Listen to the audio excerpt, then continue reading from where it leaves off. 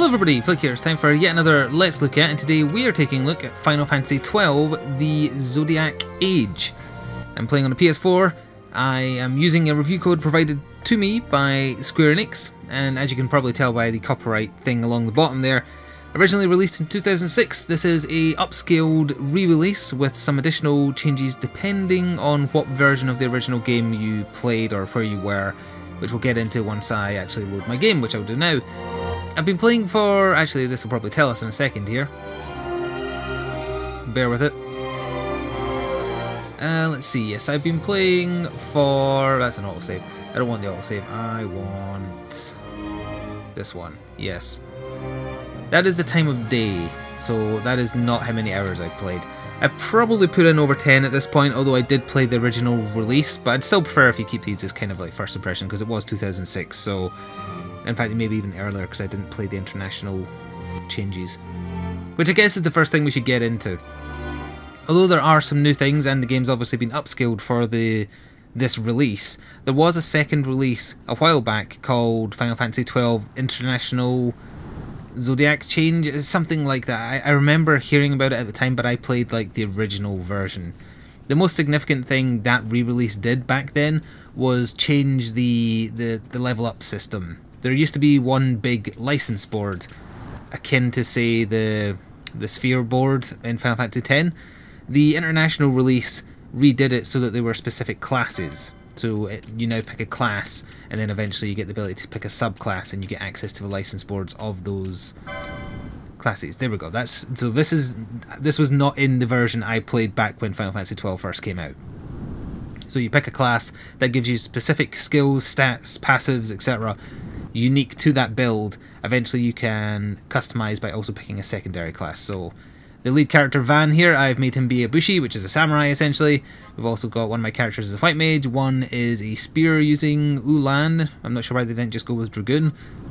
One is Machinist, one is a knight, one is an archer, and that's it. So you get 6 characters, so you are able to use all the classes if you so choose, but there's also like the obvious ones. Black Mage. Forebreaker is like two-handed user, like just a powerful warrior. Battle Mage is, well, Time Battle Mage is time-related stuff. Monk is self-explanatory. Red Mage should also be explanatory. Shikari is the kind of like rogue ninja type, I think. I don't remember this one. You can actually preview the board. Although that's actually, no, never mind, it shows you the mode you picked. Once you lock into a board, that is you. You have to use that board. But again, they expand when you get a subclass. I also didn't realise that the shapes of the boards are thematically apt. I only just noticed that just now, and I'm ashamed. For instance, the archer one is very clearly a bow. But anyway, that's how the skill system works. If you aren't familiar with Final Fantasy XII, before I get into what changed in the international release and then is new here, basic story is that of kind of like political and royal intrigue, which I don't think I appreciated as much when I was a kid.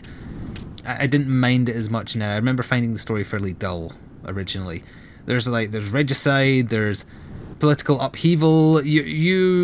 Well, we'll talk about Van later, but the general gist is a kinslayer wrongly accused, and the princess apparent have to kind of retake the throne, fight back against the evil empire. It's fairly stereotypical stuff. So that is the setup. But anyway, yeah, the license boards have changed in the international release. Thankfully, I also have a website here with the changes listed, which is very handy. Thank you to whoever it is that did this. Anytime a guest joins you in the party, you can directly control them, which is a change. They improved a speed up thing if you find the combat too slow, which we'll get into in a second here as well. They added a trial mode, which isn't too important. A bunch of miscellaneous changes, just quality of life things. Specific to this though, other than obviously being upscaled so it looks nice, and it looks fine to me, I haven't had any issue with the visual style. Sometimes the faces in the in-game cutscenes, they're a little uncanny valley to me now, but in terms of just like how the game plays, haven't had any issues whatsoever, no complaints in that regard. So, oh actually the second jobs for characters is apparently new to this version. I thought that was also in the international release. So there you go. A secondary job to let you customize your characters and technically have access to every class, because again you only have 6 characters max. Let's see, so this version has improved textures and visuals. The sound quality is up to 7.1 surround support. There's no buffering for when you're doing limit breaks. because they used to load real slow, and I do remember that. If we go to config, you can see that... Where is it? Can you change it from here? Yes. They've included the Japanese audio if you find the English version bad, although I don't really have that many complaints about it. There's also a reorchestrated version of the OST, if you want to check that out as opposed to the original tracks. And you can do you can change the invert on the Y and the X if you want. That's about it. If you buy a special edition of the game as well, it does actually come with the reorchestrated OST as well. So anyway, I've picked this location because we'll get to see what the cutscenes look like in terms of how they've held up, because we're going to get a short cutscene once I walk out here. They will then get a very short in-game cutscene as well, so you can compare that with a little bit of voice acting, which I'll be quiet for. There's no real spoilers in this section of the game, which is why I've picked it. We're just going to do some combat outside of here because I just got here and I need to grind some money to buy some better gear. So I'll be quiet for a little in-game cutscene, or sorry, the CG one first and then an in-game one. Let you see what those are like and how they have been upscaled, and then we'll talk about the combat.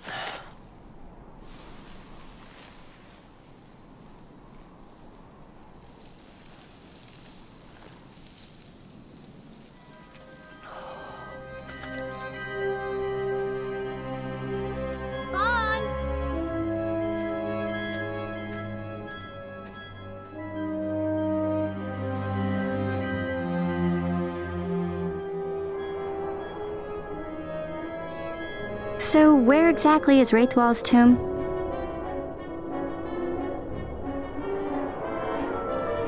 Far to the west. We must first cross the Yogir Yensa, and beyond that, the Nam Yensa, before we reach the tomb. An expanse of desert larger still than all of Delmasca. We must pace ourselves. If you grow tired, we stop and take rest. You don't have to worry about me. I'm tougher than I look. You are at that. Right, so that was a little sampling. We're not really going to go too far into the sand sea, but it is literally a sea of sand. We'll do some combat. Don't mind that Bash is silence. It's because I have a trinket equipped that raises his strength, but he's silenced in return. That doesn't matter because he has no magic spells, so I'm just using it for the advantage. That is a mine that will explodinate us if we stand on it. So I didn't realise, and only now have really noticed in coming back to Final Fantasy XII, how much Final Fantasy XIV Realm Reborn borrowed from it in terms of just like language used, visual style. Here's an enemy. So the way this works, I press X to engage my battle menu. I can pick techniques, I can choose to attack. Missed is limit breaks, essentially. And one of the international changes was, back in the original release, you used to use all your MP to do a missed attack. Now you actually just have like a limit break bar, and that also applies to summons that you get later as well. So it's quickening, they call it in this. But it's limit breaks. Just think of it as limit breaks. Gambits we'll talk about after this combat probably, but in terms of magic, there you go. You have a list of everything you have unlocked. Obviously the only ones you have per character are highlighted, so all Van has is steel, but if I was to go across to, let's say, Penelo, she's my healer, so she's got access to a few different heal spells. Alright, let's engage with this. It's not a Mandragora, but it's something very similar. What is this? Alaruni, I guess? Oh, we also have Libra because I have full information about him. And we'll get into fight. You auto-attack assuming you selected to do so. You can obviously break up the pattern if you wanted to say try and steal, although I think he's going to die first. Let's try it quickly. Oh, I got away with it. I stole a succulent fruit. That's good fruit. Yeah. He's parrying a lot in there. And then we get some XP and we get license points, I think LP stands for, because that's what you use to buy new passives, abilities, access to different tiers of equipment, etc. on the board. Now I do worry that my AI friends here are going to walk across that mine. Let's see. If I stand here, maybe they will. No, they got around it, okay. And down he goes. So that was a couple of very easy fights.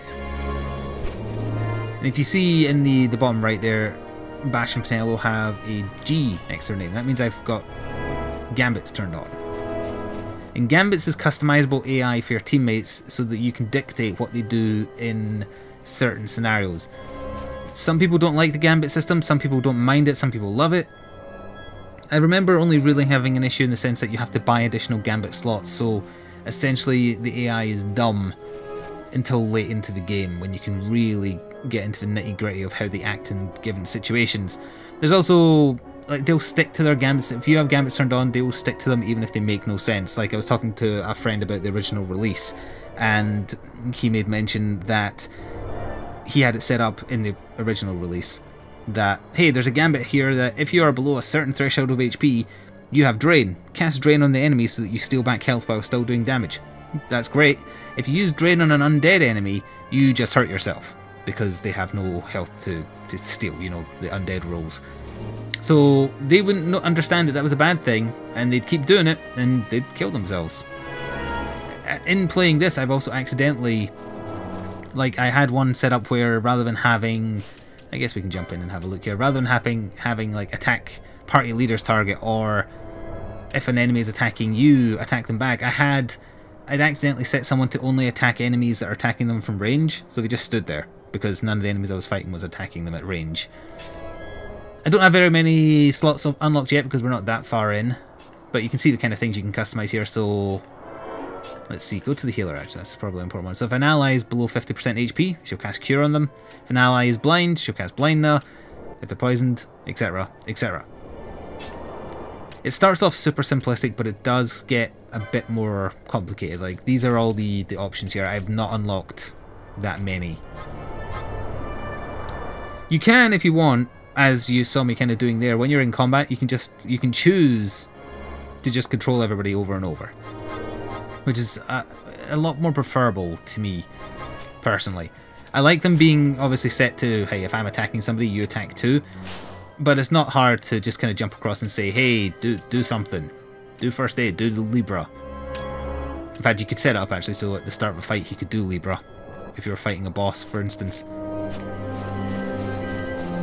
I don't know, I'm not that keen on the gambit system because it starts off too simplistic, and then even when it gets more complicated, there's still, it's basic AI, but you know, it's from like over 10 years ago or whatever, so that's to be understood. I think one of these is a mimic. I vaguely remember this. One is probably a map and one is a mimic. Yeah, that is a map. Are you a mimic?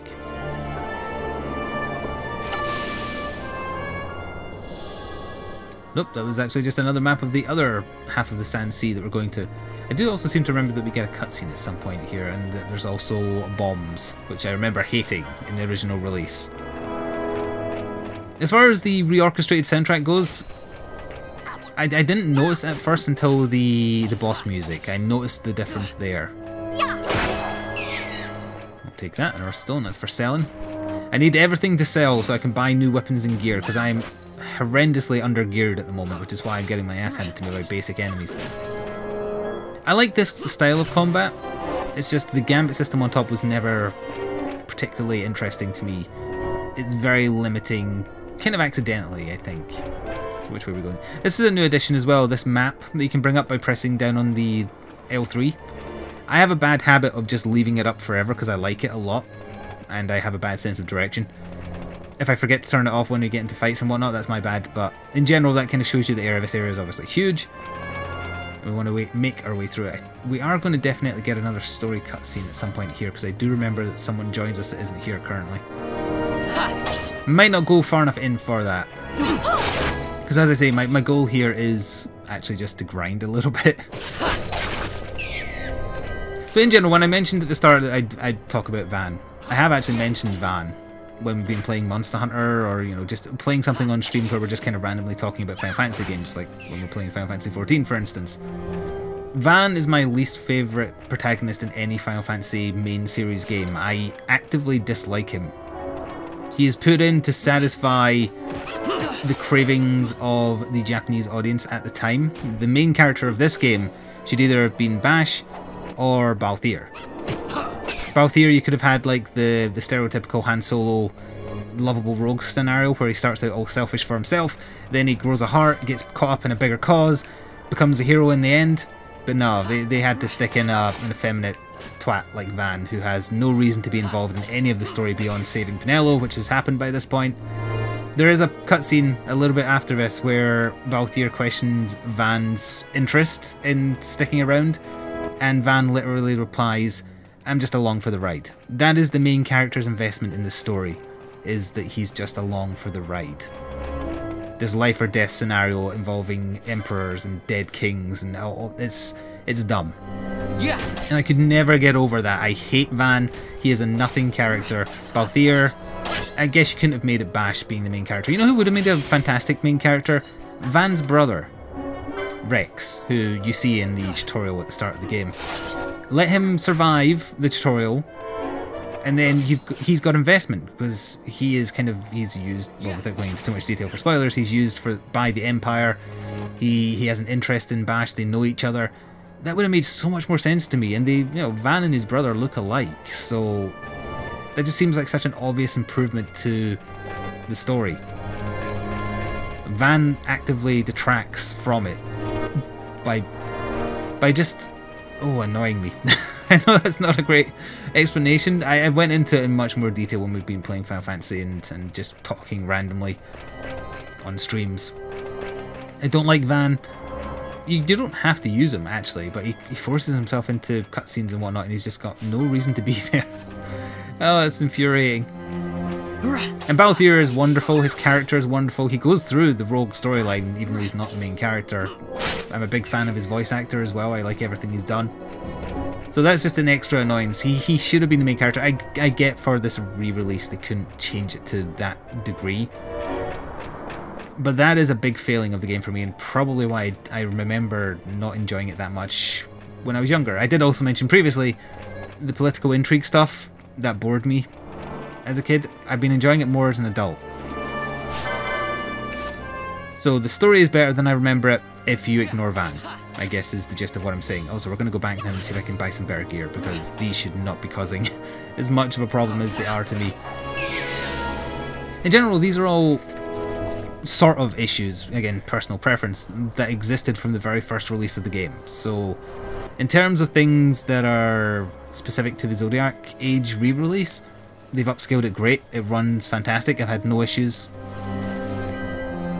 I don't know how popular it was as a Final Fantasy back when it was released. I played all of them regardless, all the main series ones anyway.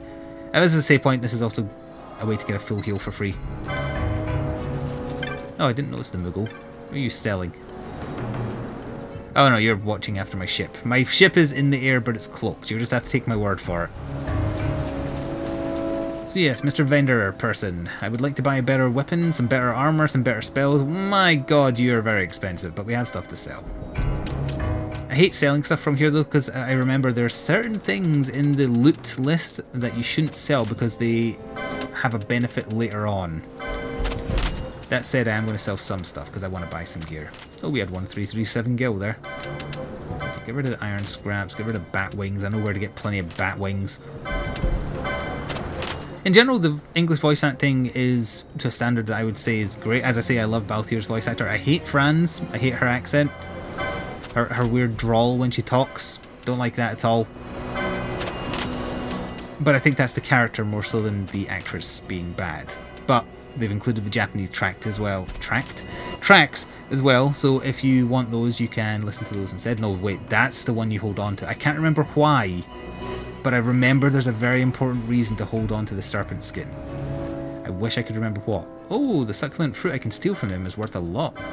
There's my ticket to buying better stuff. Thank you for that. Oh yeah, but I forget how the bazaars work, but like the more that you buy and sell, you can buy bizarre stuff, and I think that's the ticket to getting good stuff late game, but again, this was a while ago. So I'm going to buy myself a better katana, thank you very much. I will equip it now. That is much better than what I was using. Can't afford anything else really, but he does have, oh look at all that, yeah. The reason some of the pictures are greyed out is because on the license board they have yet to buy the license needed, and as you can see it tells you along the bottom what license they require. So this helmet needs heavy armor 3, and right now none of my team has heavy armor 3. Also, depending on the job, they're locked out of it. Like, I don't think Van has access to this because I picked the Samurai Pass, so he only has access to light armor. There's also accessories, there's ammo types, there is... what are these? Oh, right, just status curatives. Then there's also techniques. Yeah, you don't just get the technique if you learn it on the license board, you still have to buy the license for it. So, I haven't bought Charge yet, and then there's a bunch of spells. I want Cura, because my healer has access to Cura, I just don't have the spell yet. Oh, actually, what we could do then is we could buy Protect, because it's cheap. Buy Shell, sure, and then we can set Pinello to always cast Protect if I don't have it on, because I think I've learned it with her. So let's double check that. Let's go to licenses, let's go to Pinello. Yeah, you've got Protect and Shell, perfect. Alright, so what we're going to do is then, we're going to go to Gambit, and we're going to set up a Gambit. So, which one will I get rid of for now?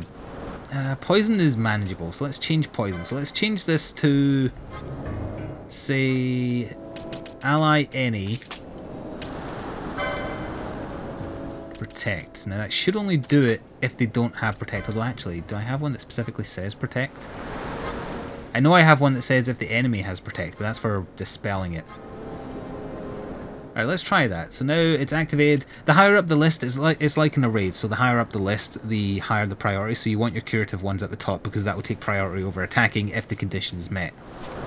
And then she should just cast it as soon as we... yeah. But will we spam cast it? Now you cast it on me, you cast it on Bash, and you cast it on yourself, and then do you stop?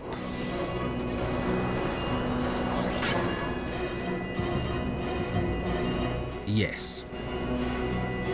You don't necessarily, like, the problem is it's also not on everybody at once, so she has to sit there and cast it 3 times. It doesn't cost much MP, so that's not much of an issue. But the second it runs out on me, she will cast it again. Unless a higher condition is met, so in this case it would be, if my health was lower than 50% and Protect wore off, she would prioritise the Gambit I've set up that says, you must heal me, as opposed to, you must cast Protect on me. So that's something you got to remember. If you set up your Gambits badly, you're in for a bad time, although you can just turn them off and take every turn as you would any other kind of Final Fantasy game. They did not respawn. I don't remember how long Protect lasts in this game. I don't see a bar for it either. This is when they were dabbling in very minimalistic kind of HUDs for when you're fighting and whatnot. And I like that, I appreciate that. You know, I play Final Fantasy XIV a lot, and my HUD in that is very messy. Messy by choice, you can make it tidy if you want. But I appreciate a simplistic HUD. There's an enemy. Let's engage him. Oh, let's steal from him actually, because we know that that fruit is worth a lot of money. If you never played Final Fantasy XII... no, I didn't do it. Is it a good one? I would say it's better than some of the recent ones. I still think some of the ones that came before it are better. It's not bad, it's not as bad as I remember it from certain ways. I still... some of the things I still had issue with back then, I have them now. What I really should do is put Balthier in my party as well, because they both have steal, because then I've got twice the chance. Ah, right, so Pinello is casting Protect again, so yeah, it doesn't last that long. So what I would probably do then is I would probably turn off the one I just set up saying, hey, cast Protect every time, and just kind of cast it when I feel like it by going, whoop, whoop, Protect, it's there, and doing it manually. Like, I can manually tell her to, not that there's any use here, but hey, I've queued up that you will now cast Shell on me, even though there's no magic being used. I think that's better, because the thing with the Gambit system as well is MP management becomes a big issue. And not everybody needs Protect. It's very rare for the healers to constantly get hit, depending on if you have a proper tank setup or not. But anyway, in terms of the re-release, Final Fantasy XII The Zodiac Age on PS4, it's available on the 11th of July. That's the UK release date. I'm not sure if it's a worldwide one or not. I think it is. But either way, that'll be the latest. And it is available at a budget price. It's not a full price at PS4 release. In British pounds, it's £32.99. So they're asking a fair price. You know what you're getting with a Final Fantasy game. It's a long one. This one in particular, I remember being long, especially if you're wanting to do the optional stuff. There is also, unfortunately I can't show you from here, but there is a hunting system where NPCs can put up bills they usually have a little bit of storyline attached to them as well, and you go hunt a special version of a monster. I can show you the primer that has my hunts, but I can't do any of them right now. So yeah, you can kind of just... You can find a monster, it's a special version. Sometimes there's special things you have to do to make the monster appear. Oh, I forgot to speak to him when I was there. That's just typical, that is. So there is that as well. There's other gameplay things. There's a lot of sections in the game where there's some kind of special thing you're supposed to do as part of like mini games included in things like shouting at crowds to spread a rumor. That, you know, mini games. If you're interested, I don't think it's getting a PC release, so I'll just link to the official website so you can learn more if you want. Again, there you go, casting protect again. Keep in mind, it is not just upscaled, it has some additions, a remastered OST, the changed speed if you find the battles too slow, and then it does also include everything that was in the international release back in the day, which refined the job system and a bunch of other quality of life changes that, in my opinion, did improve the game. So, this has been a look at Final Fantasy XII The Zodiac Age, on a review copy provided for me by Square Enix, as I think I said at the start. I hope I did. I'm repeating myself in case I didn't. Thank you very much for watching. Hope you enjoyed. Go check it out if you're interested. It'll be out a day or two after you hear this, I think. Until next time, ta-ta for now.